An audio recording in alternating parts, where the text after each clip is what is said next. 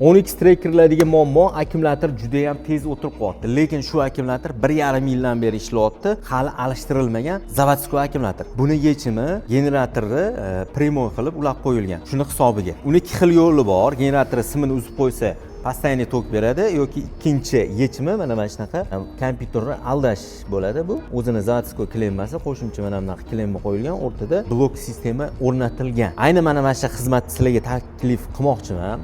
Generator prosta simini uzib qo'ysanglar, tabloda achib kelaverishi mumkin yoki mashinaning ichidagi necha voltda sistema ishlayotganini mashina kompyuteri o'qiy olmay qolishi mumkin. Bu sistemada bo'lsa, mashinaga hech qanaqa zarar yetkazmagan holatda, xullas zo'r ishlaydi, hech qanaqa muammolar bo'lmaydi. Buni o'zlarini mashinada qo'yib, test qilib, tekshirib ko'rdik. Cho'tki ishlayapti, mana 1,5 yildan beri shu akkumulyator. Mabodo mana shu xizmat kerak bo'lsa, pastda nomerlar bor, murojaat qilib ko'rasizlar. Abdulla Nabiyev Sag'bonga kelasizlar. 10x trackerli borligi mana shu videoni tashlab qo'yinglar. Foydali ma'lumot bo'lgan bo'lsa, videoga like bosib qo'yinglar.